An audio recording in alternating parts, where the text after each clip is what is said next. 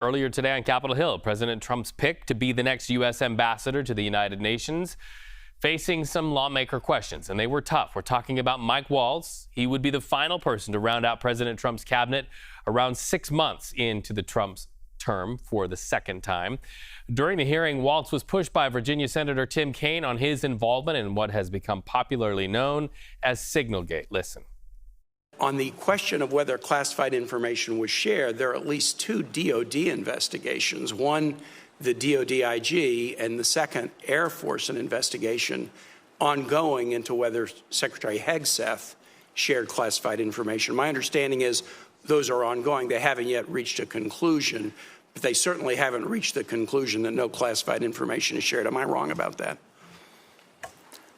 Senator, thank you for the question. I shouldn't and can't comment on ongoing investigations. What I can do is echo Secretary Hegseth's testimony that no names, targets, locations, units, routes, sources, methods, no classified information from his perspective was shared. I got it. I'm sure Secretary Hegseth says he didn't share any classified information, but the fact of the matter is there are two investigations going on at the Pentagon precisely to determine in an objective and independent way whether classified information was shared.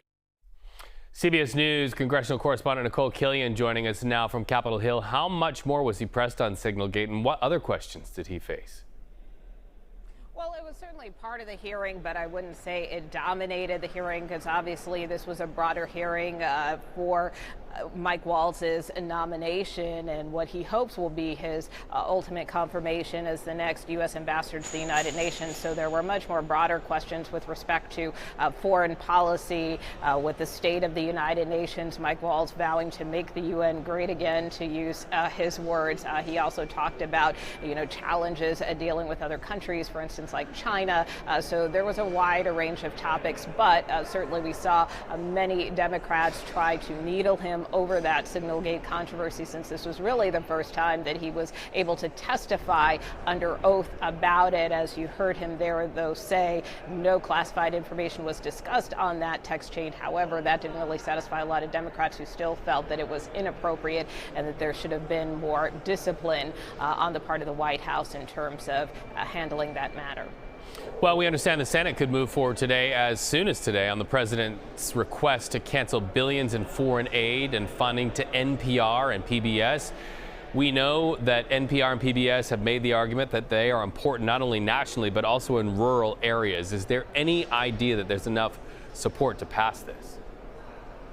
Yeah, well, it's certainly the hope of the Senate Majority Leader John Thune to try to get moving on this as soon as today with a procedural vote. We know that the White House Office of Management and Budget Director Russ Vought is up here talking to GOP senators. We've seen at least one Republican senator, Mike Brown, who had expressed some skepticism about this package, now say that he will support it, and that appears to be after he was able to get a little bit more of an assurance that some of those rural stations, particularly in tribal areas, might have some additional protection. So again, unclear whether or not this package has the vote. It will likely be a squeaker that could potentially require the vice president to come in and potentially break a tie once it gets to that point. But certainly Russ Vought up here today trying to encourage GOP senators to get on board with this package. Nikole Killion, thank you so much for that update. We appreciate it.